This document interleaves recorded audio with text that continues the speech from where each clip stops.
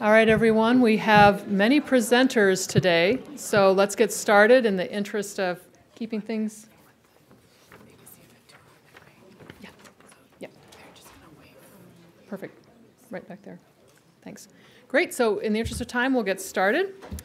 On behalf of the First Fridays Committee and the Archives and Special Collections Department, welcome to the March First Fridays. We made it through February. Congratulations, everyone. I am Linnea Anderson. I'm the Archivist of the Social Welfare History Archives and a member of the First Fridays Committee. Welcome back to our regular guests and a special welcome to any of you who are here with us for the first time.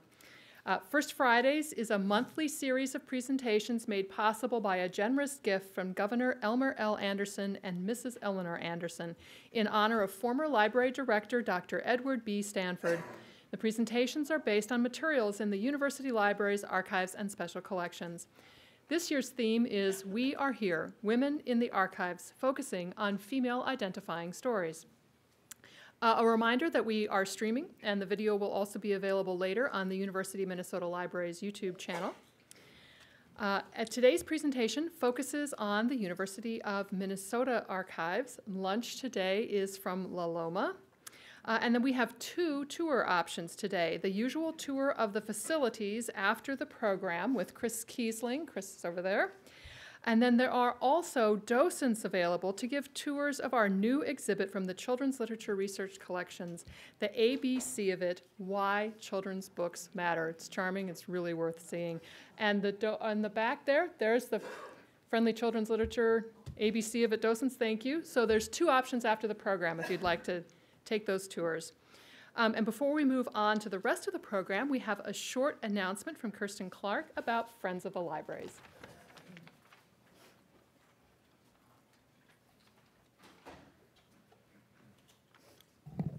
Welcome, everybody. It's great that you're here and showing the support for this wonderful series of events. And, you know, yes, we made it into March.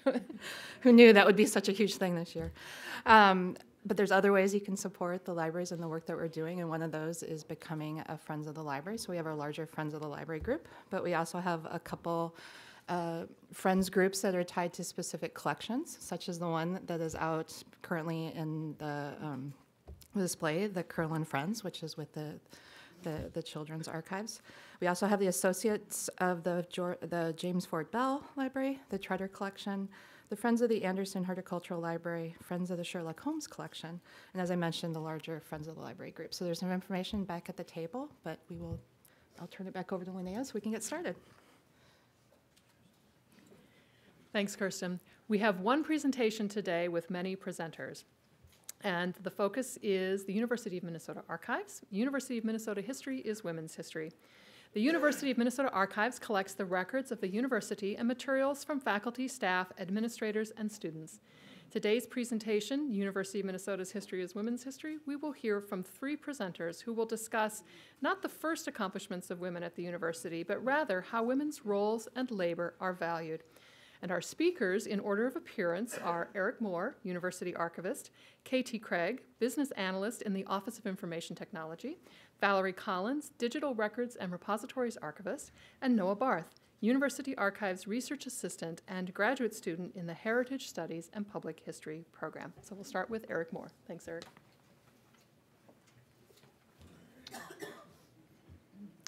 Thank you for coming out today. In 1978, a 5-year-old lawsuit filed by Professor Shamala Rajender of the Chemistry Department against the University of Minnesota charging sexual discrimination in the hiring and promotion process was certified as a class action suit that would apply to all current and future female academic employees at the university, as well as those who applied for positions but were denied or would have applied but for the alleged discriminatory practices. The suit entered into court settlement after only 2 witnesses testified. Professor Rosalind Rubin of the Psychoeducational Department filed suit against the university citing sexual discrimination in hiring practices and the tenure process at the university. Rubin had worked as a temporary faculty member for 13 years at the university and was repeatedly passed over for open positions that went to white male. and was denied promotions that were otherwise supported by her peers. The Council of University Women's Progress challenged a sexist university office manual given to clerical staff that provided such suggestions as lipstick, powder, and a light foundation should be all you need. Graduate student Carla Freeman sued the university for gender and race discrimination when the financial aid office offered her a loan less than what white males received. It was explained to her that as a black woman, she would be less likely to repay the higher amount. The class action suit was settled with the establishment of a grievance process that included making publicly available through the university libraries statistics on financial aid by race and sex. And that was just the summer of 1978. You are about to hear more stories about the women at the university, and these are not typical stories of first, or the first woman to achieve something, but rather look at how gender and race factor into the ability to be recognized as technologists, scientists, and faculty, to be seen, and for their labor to be recognized. The presentations today draw upon the resources of the university archives and demonstrate that there are absences from our history and our collections. But the presentations also demonstrate that the stories of female faculty, staff, and students are there in the archives because women have always been here. The history of the university is women's history.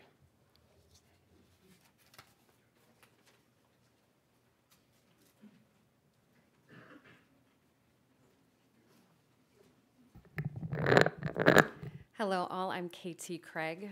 Thank you for this opportunity to share with you a bit about the project I'm working on in partnership with the University Archives and the Women in Technology Group at the University of Minnesota. Our project focuses on the intersection of women with technology throughout the course of the history at the U. And it is a work in progress. This project is still loading. So the timeline for my talk today is I'm going to tell you a bit about myself, then I'm going to share with you a story. I'm going to talk about the inspiration for this project, the research, and then finally what's next. My role is as a business analyst and project manager in the Office of Information Technology. I've been there for over 10 years, but my role in this project is actually as a novice researcher and volunteer representing the Women in Technology Group. Reed, I'm a very big newbie in this research process. And here is our WIT logo, how to get connected with us, wit.umn.edu if you're interested. And here's our mission. It's a bit lengthy. I don't intend you to read it all right now, but I wanted to share the last sentence particularly because it resonates with me with regards to this project. We seek to grow together as a professional network, share knowledge, and act as a support system for each other. And with this project, we're looking to connect our group and the broader community with the past.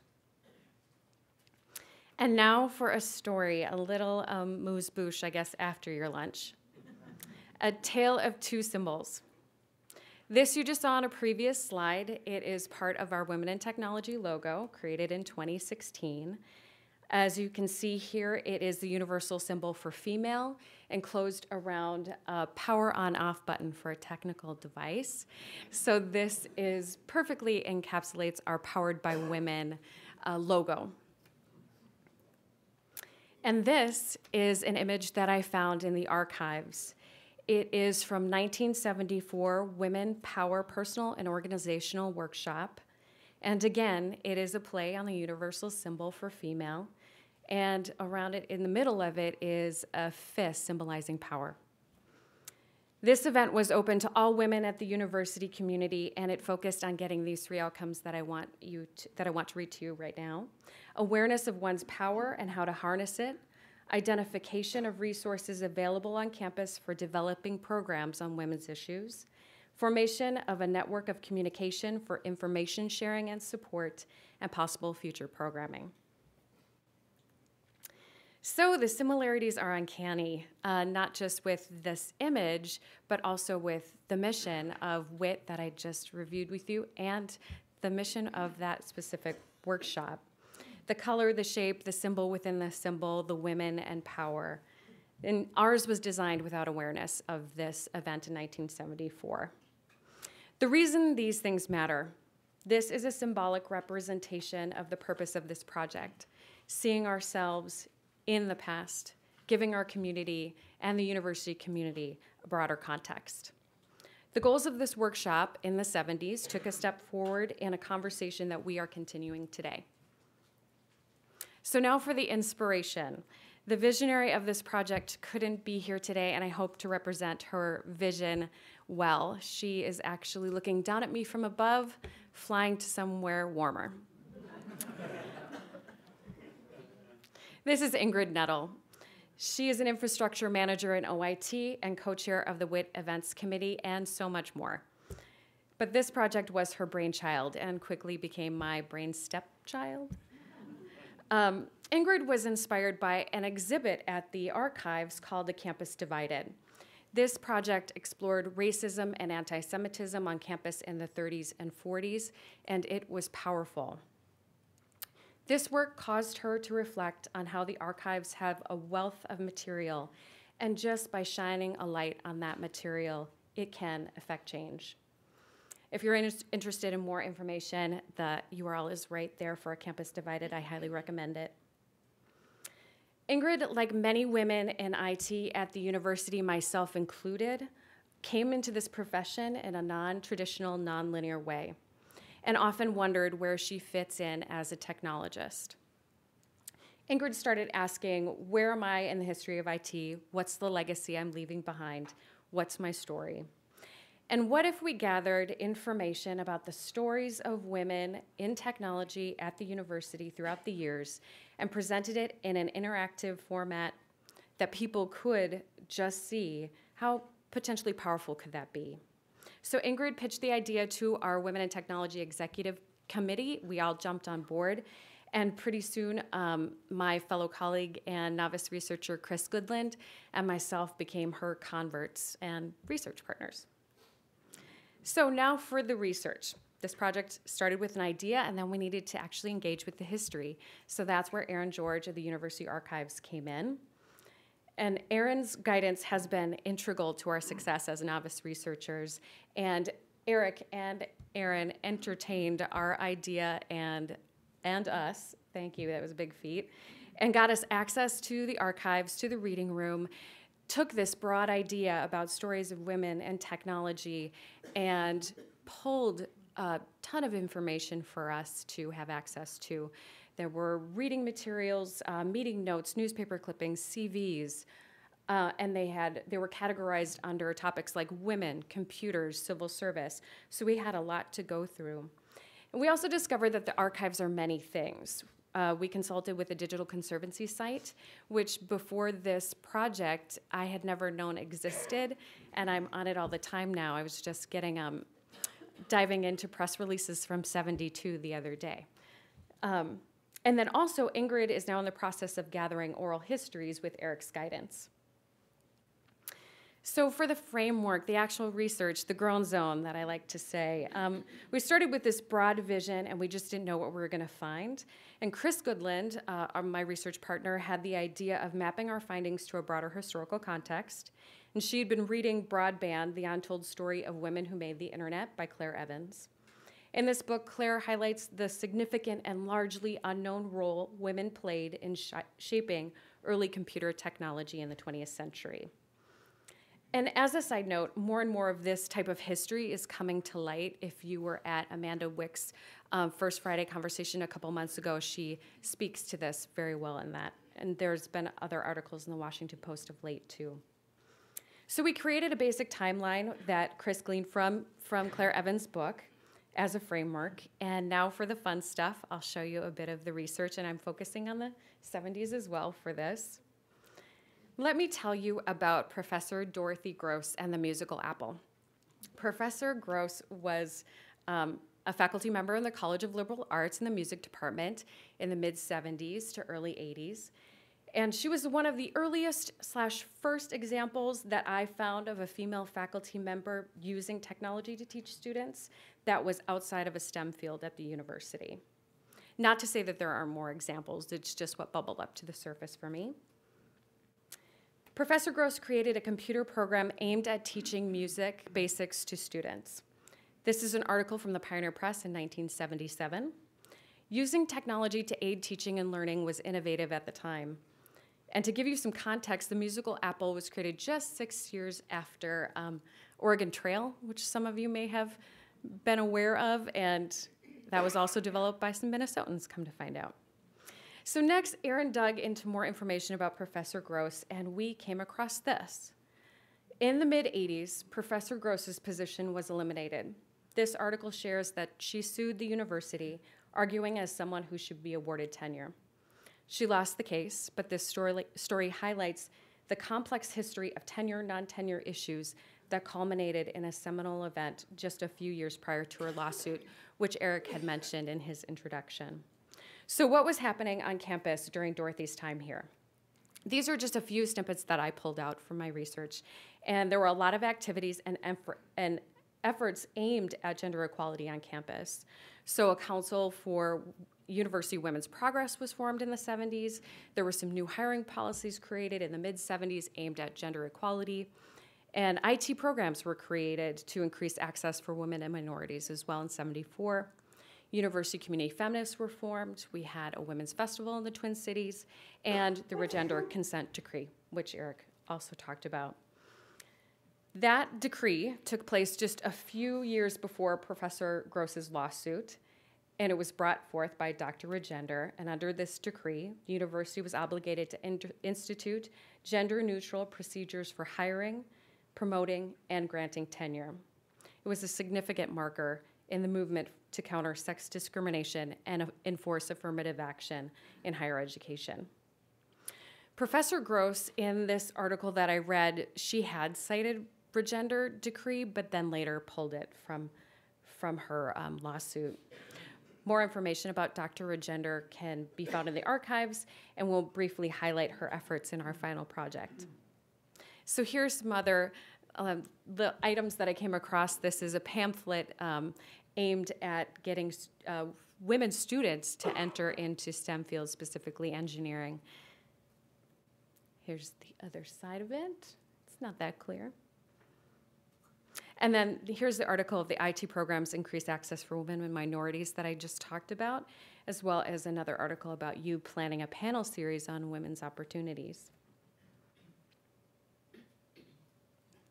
So far I've shown you a tale of two symbols, an example of an academic, and some materials aimed at students, but I don't have much to show you that talks about the efforts of women staff members, specifically in the early to mid 20th century yet.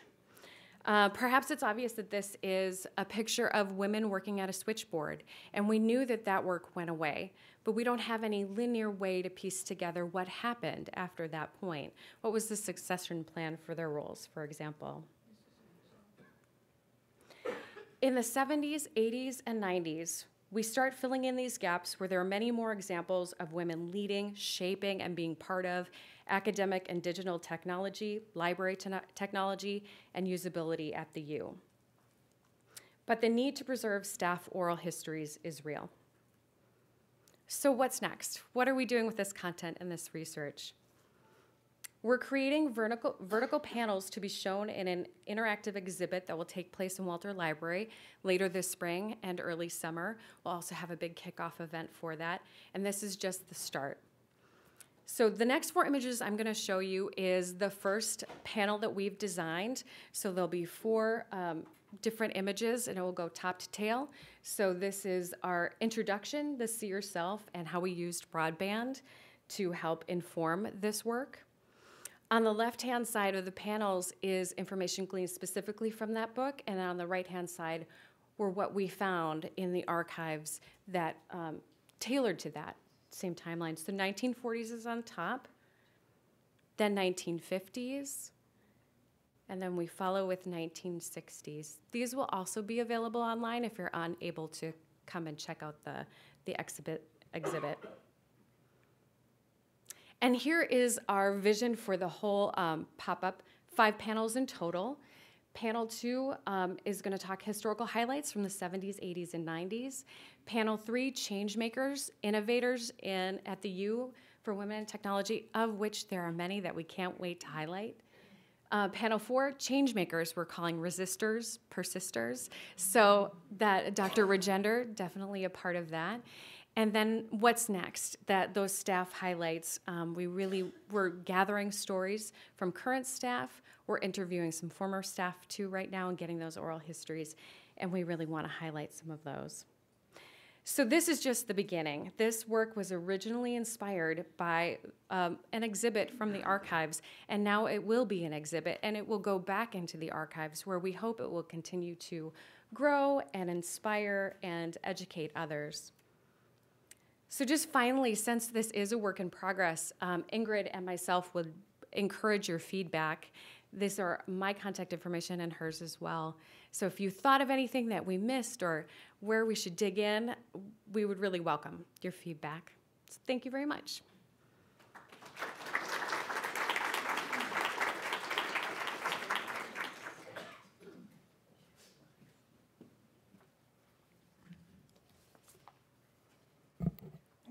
Hi, I'm Valerie Collins, and I'd like to share with you all some of the early history of home economics and two of its faculty members here at the university. And I ended up on this topic because a year ago, a researcher asked for help finding more information about a home economics professor, Ethel Phelps. As I learned, Phelps was a woman of many professional accomplishments, and I became more and more curious about her. And for this first Friday talk, I took the opportunity to dig deeper into our small collection of her papers and the records of the College of Home Economics. This talk, however, quickly became about much more than Ethel Phelps. It also became about Alice Bestir, another professor of home economics. Alice Bestir was in charge of nutrition work at the U for 37 years, developed the curriculum for dietetics here, and had an important part in preparing nearly 600 women for careers in dietetics.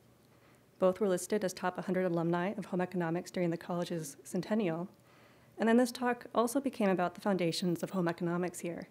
And what became apparent to me is that Ethel Phelps and Alice Bestir's story was very much about the networks of support and collaboration among women at the U, and about paying forward the help that we receive. Ethel Phelps was born in 1888 in Newark, New Jersey. She completed her undergraduate work at Cornell and her master's work here at Minnesota. Alice Bestir was born in 1890 in Belvidere, Illinois. She would attempt to enroll at the University of Illinois at age 16, only to be rejected due to her age.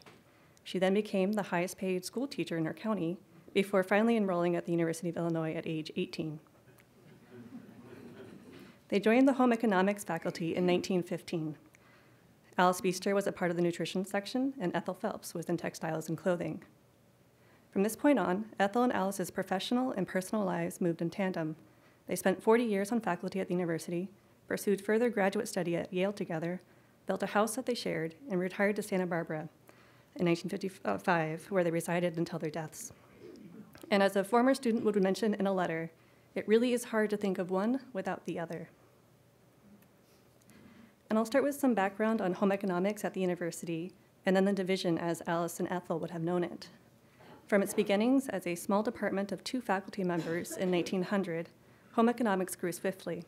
It became a college in 1971 and remained at the collegiate level until 2006, when it was disbanded and its 4 departments moved to other collegiate homes. And although home economics consisted of family social science, food and nutrition, social work, and design, it was never able to get away from the stereotype of being a college for sewing and cooking, which prompted a name change in 1990. Alice Bestir and Ethel Phelps were faculty members for the period that I've highlighted here, from 1915 to 1955. And during this period, home ec was a division, not a department or school. This was a foundational period of growth, which introduced formal curricula, graduate study, and improved facilities and research labs to home ec. And through this period, Phelps and Bestir were a quiet and steady presence. Ethel Phelps also kept careful records of this period, as she intended to write a history of the division. And after Ethel's retirement, a former student sent Ethel a class paper she had written and a request. Would Ethel be able to provide feedback on this paper before she presented it to the Minnesota Home Economics Association? The paper was called A Review of the History of the Trends in Teaching Textiles and Clothing at the University of Minnesota. And who better than Ethel Phelps to review this content, a professor of textiles and clothing who had been there through all those trends? As she writes to Lois, the student, is that while Lois had laid out quite the task for her, It is also true that going over material like this is a bit like reliving one's life again. So drawing on her own personal experience and the large file of material that she had taken with her into retirement, Ethel responded with a 16-page handwritten response, supplying numerous corrections and comments. And among these comments was the desire to set the record straight. Lois had claimed that textiles have always been taught from more of a technical viewpoint rather than an economic one at Minnesota, because that is what Ms. Phelps was interested in. It's a statement that implies a great deal of influence on Ethel's part, but Ethel responds that, "This sentence I really do object to because it is not true." And while it's not clear whether Ethel objects to the notion that she might have had that much influence on the development of the division, it is very clear that she objects to the misrepresentation of her interests.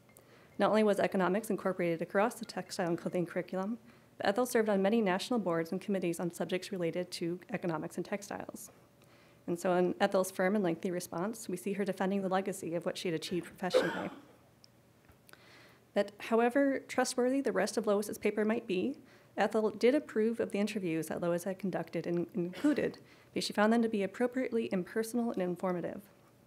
And this excerpt comes from a 1910 graduate of home ec, saying, "The big change in the department came in 1913, when Miss Berry became head of the department. Before that, it hadn't really been a department, just 2 teachers. She brought in more new and better faculty members, organized the department, and generally gave it a more professional, more scholastic character. And this was home economics as Alice and Ethel joined it as faculty members in 1915, as was making the shift from more informal coursework to a more rigorous academic program.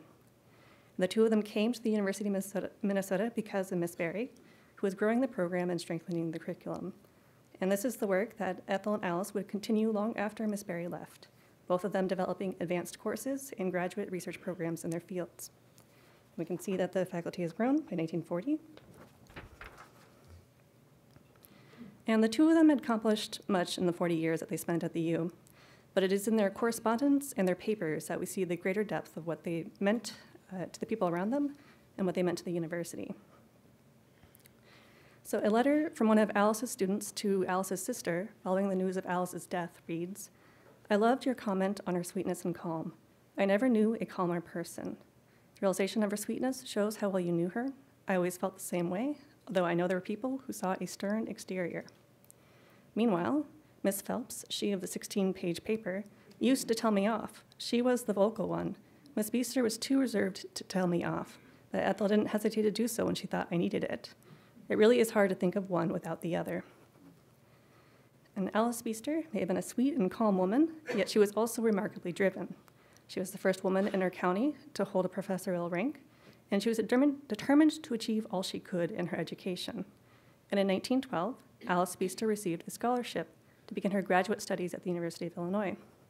And by itself, this is a rather dry and unremarkable notice.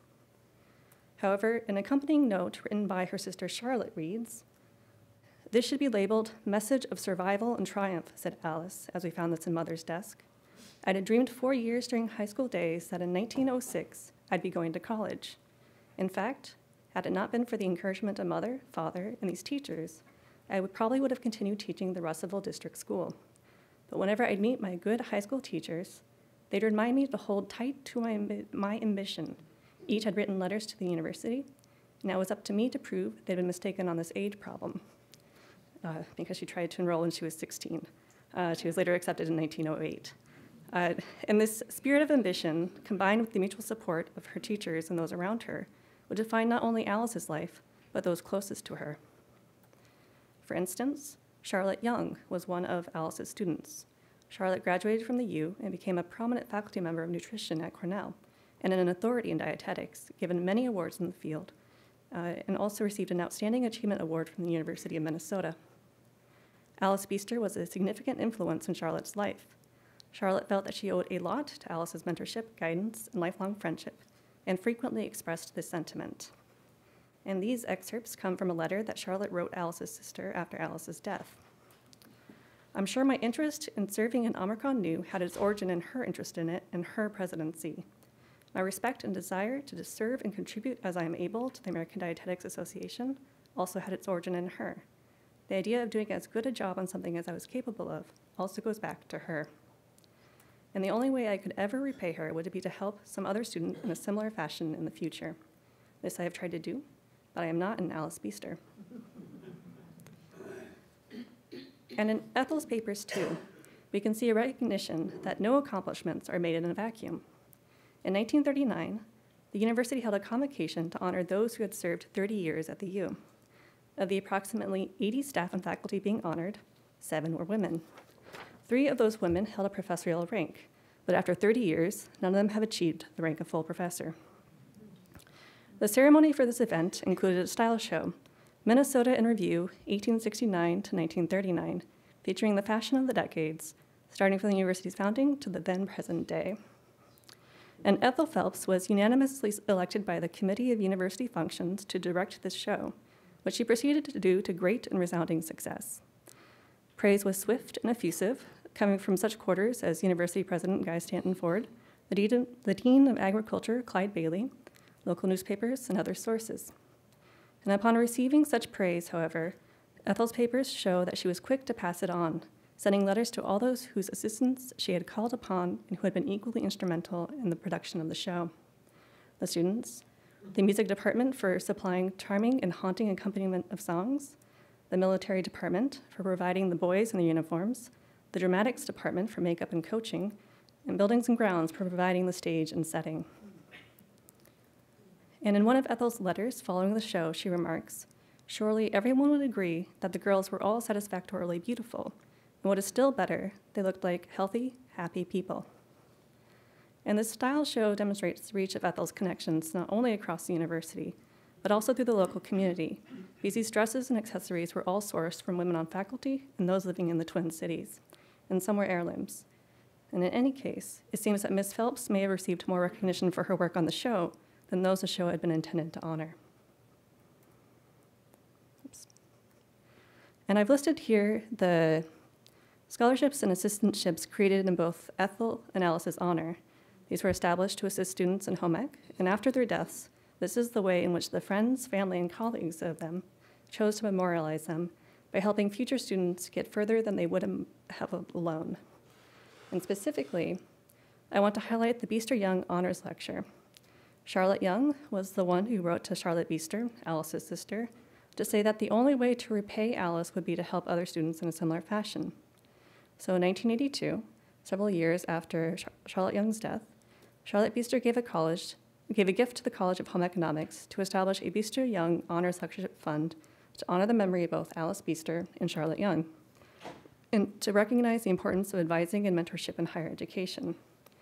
In this way, Charlotte Bestir found one of several ways to honor the memory of her sister.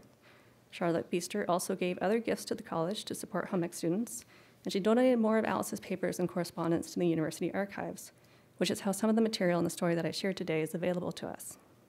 And I wish I knew more about Charlotte Bestir, but while her actions speak loudly as to how much she cared for Alice, there's been very little that I've been able to find out about her. And all I know is that she was a professor of home economics at the University of California, Santa Barbara. So Alice Bestir and Ethel Phelps left Minnesota in 1955. Charlotte Young wrote to Alice Bestir upon the occasion of Alice's retirement, saying, "I have not been able to face the idea that you and Miss Phelps will be leaving Minnesota. To me, you are always sort of the University of Minnesota, and it seems hard to think of the university without you." They then moved to Santa Barbara, where they lived with Charlotte Bestir until their deaths. And of their time in California, we have only the insight afforded by a former student's letter to Ethel. "I was so glad to hear what you and Miss Bestir are doing and that you are both well. You seem to be enjoying California and your retirement, which I think is marvelous." They left behind them in Minnesota a home economics program that would continue to grow and thrive, becoming a college in 1971. And although the college would be disbanded in 2006, the programs that they steered for 40 years are still present at the U. Nutrition is now a part of the College of Food, Agriculture, and Natural Resources Sciences, and textiles and clothing is a part of apparel design in the College of Design. I initially had thought to focus on Ethel Phelps, but it quickly became apparent that to speak of Ethel Phelps was to speak of Alice Bestir, and in turn, one must speak of Charlotte Young, and in turn, Charlotte Bestir, and any number of women who I have not named in this talk, but who are a part of the networks of all these women. And to close with a final quote from Charlotte Young, again on the retirement of Alice Bestir and expressed directly to Alice, I fully realize all that I owe to you. There is no adequate way that I know of to try to repay to people one's debt. The only thing that I know that one can do is try and turn to help some students go a little further than they may have gone on their own steam. Sorry. In this way, one tries to repay the debt to the people who've helped them. Thank you.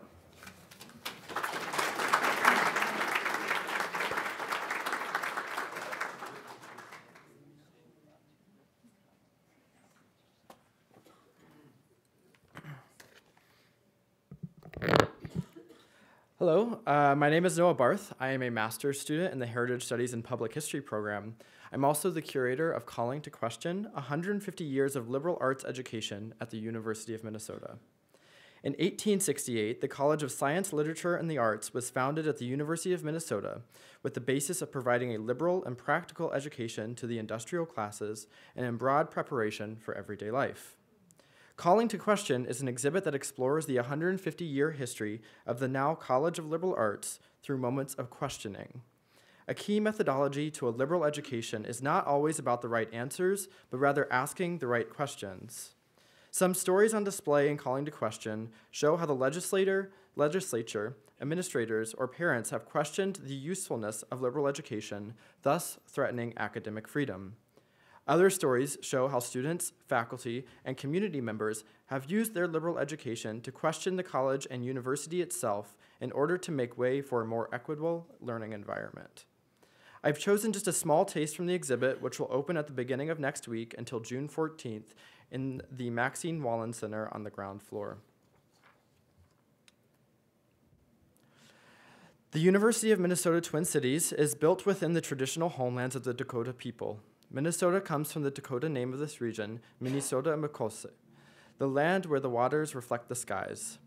Each day, students, faculty, staff, and community members who use our services look out at the windows to Hahawakpa, the river of the waterfalls. We recognize the original peoples of this place and make ongoing efforts to educate the campus community about the ongoing relationship that Dakota people have to this area. That was a quote from Darlene St. Clair, Dakota, via the Circle of Indigenous Nations. Native people have and continue to actively resist settler colonialism since the colonization of these lands began. But 1968 marks the formal beginning of the American Indian movement here in Minneapolis. AIM's efforts include the protection of native lands, spirituality, culture, language, and history. And in 1966, an ad hoc committee at the university generated a report calling for higher enrollment and retention for Indigenous students, as well as the creation of courses that were important to their communities. In 1969, African American students were organizing at the University of Minnesota's campus, and ignited by the assassination of Dr. Martin Luther King Jr., their organizing came to a climax on January 14th, 1969. The Afro-American Action Committee led at least 70 students to take over Morrill Hall, making 7 demands to President Malcolm Moose. One of the demands, a successful one, was the creation of an African American Studies Department. A side note, if you would like to learn more about the African American Action Committee's takeover of Morrill Hall that occurred 50 years ago, I encourage you to visit the exhibit located on the 4th floor of Northrop Hall. Propelled by Native activism and the Morrill Hall takeover, the American Indian Studies program was proposed at the University of Minnesota in May of 1969 and approved. From the beginning, the idea of teaching Native languages in the department was always a goal, specifically 2 languages which are prevalent to the region, Dakota and Ojibwe. In these following documents, you may also see Ojibwe referred to as Chippewa. The American Indian Studies program was the first of its kind in the country, and while being a first does not necessarily lend it importance, it does set the stage for one of the main struggles that the department, and more specifically the language courses, faced. At the time, there were under 100 Native PhDs in the country, and as Gerald Visner states in his oral history with historian Clark Chambers, there was no lexicon and no lesson plan to teach these languages. The expertise in these languages existed among the communities that spoke it, even if they did not have the degrees for it. People had been speaking a language that had been passed down to them for generations upon generations. And if you'll notice at the bottom of this pamphlet, published in 1972 by the American Indian Studies Department, there are 3 women listed at the very bottom as teaching specialists. These would have been the language instructors. Right above them, there are 2 men listed as teaching associates. They are linguists that were helping off-site for these language studies programs.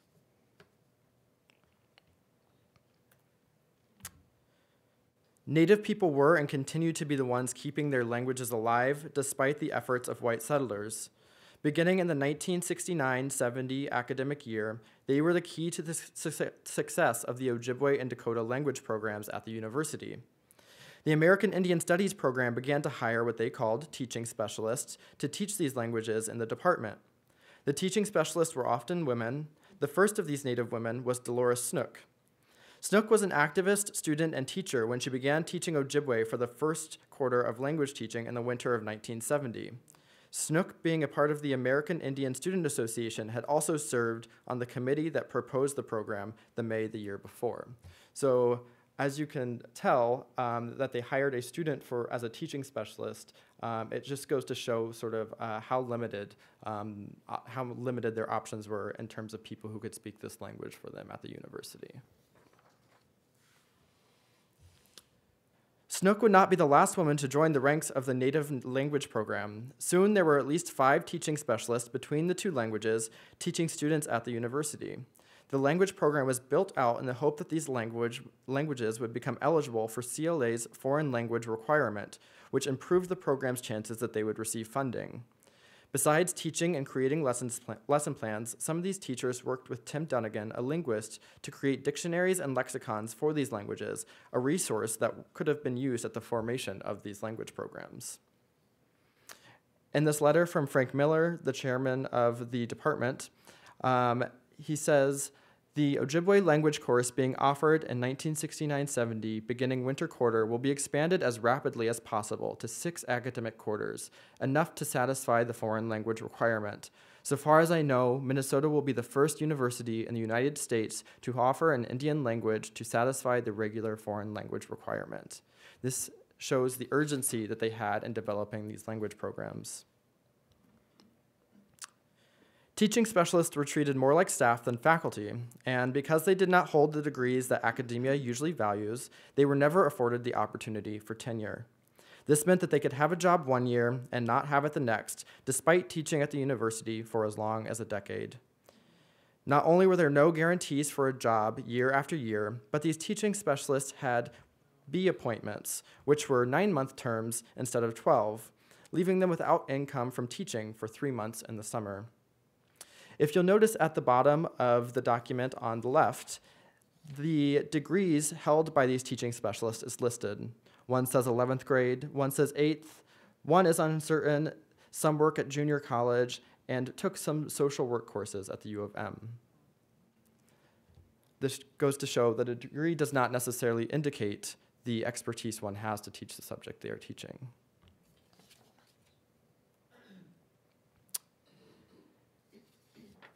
In the excerpted box, it says, "In preparing the next year's budget, the Department of American Indian Studies has to patch together various monies, some of them temporary, and cannibalize academic lines which the department very much needs to fill. Besides holding back the proper development of the department in its pursuit of academic excellence, these financial arrangements have caused members of the Ojibwe and Dakota language staffs to suffer a great deal of insecurity regarding the permanence of their programs.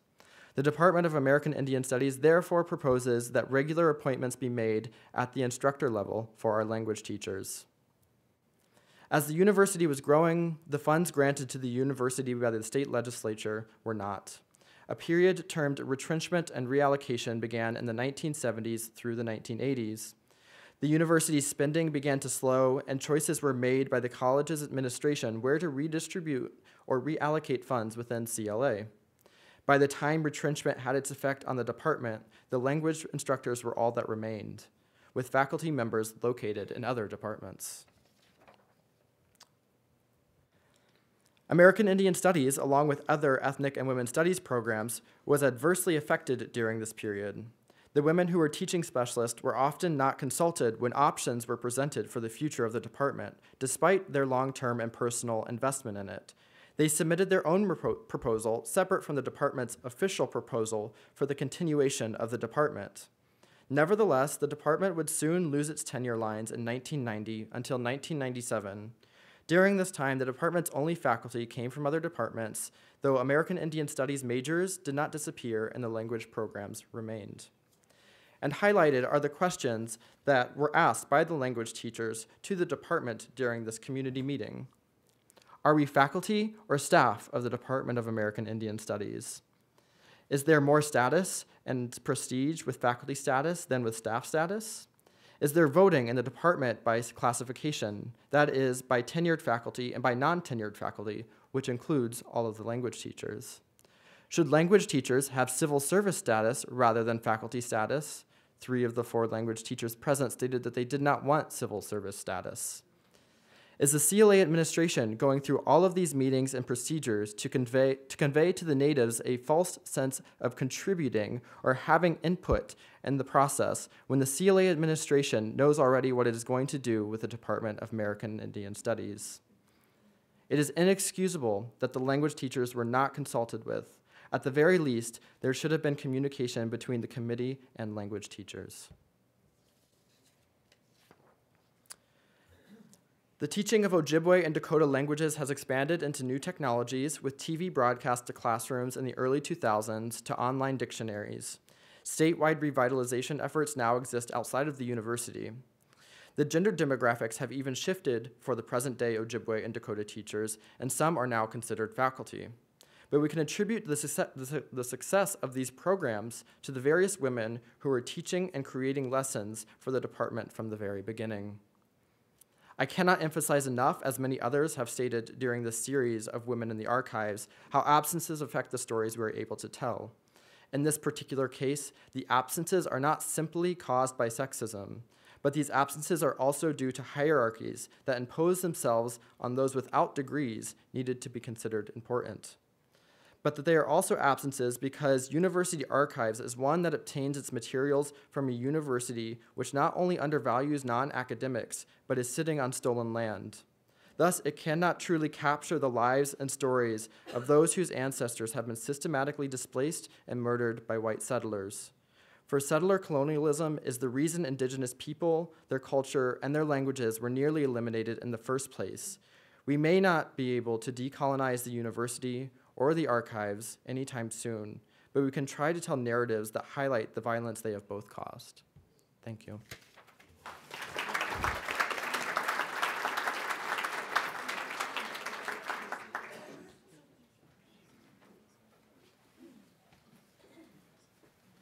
All right, we have time for a few questions, so if we could get the presenters to come on up. Is there a microphone? We can always have them repeat the question for the mic if we need to. If there isn't one, we can just repeat the question for the mic. Okay. Terrific. So I think we had one right there.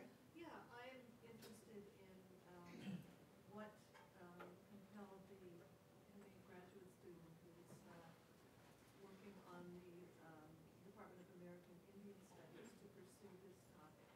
Okay, so a question for Noah. What compelled you to pursue this topic? And if you could answer into the mic for the recording. Yes, so as I began this project for the CLA 150th anniversary, I was very motivated to tell stories that were previously unknown. And I definitely wanted to tell personal stories because I think they are the most impactful. So in September, I curated a small teaser for a portrait exhibit which happened in the Nash Gallery. And I found the portraits of these 2 women from the language program that I showed at the very beginning. And I was motivated to find the story behind these women. And so that is really, these 2 women actually, and these portraits were what guided the direction really of the rest of the exhibit that will be open at the beginning of next week. So. Any other questions? Any more questions for any of the presenters? One in the back, yes. Relating to the home economics faculty, you had mentioned that both of them had gone to Yale for advanced studies. Stand up.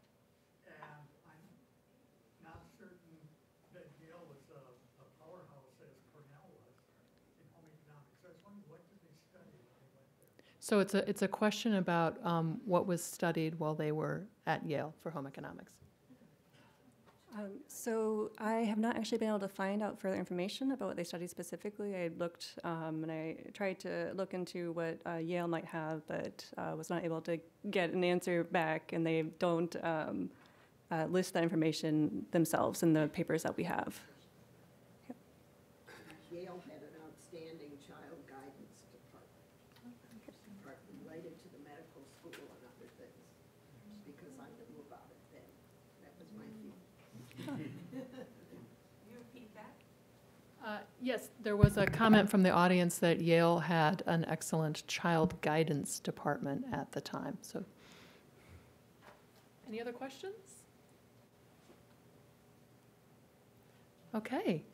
And I want to remind everyone that we have two exhibits, docents ready to take you on tours of the ABC of it, Why Children's Books Matter exhibit, and we also have Chris Kiesling ready to take you on a tour of Anderson Library and the storage facility. So depending upon what your interests are, you can meet your exhibit and tour guides in the back of the room, and then we invite you back again on April 5th for a presentation from the Children's Literature Research Collections and the Wagenstein Historical Library of Biology and Medicine. And thank you to all of our presenters.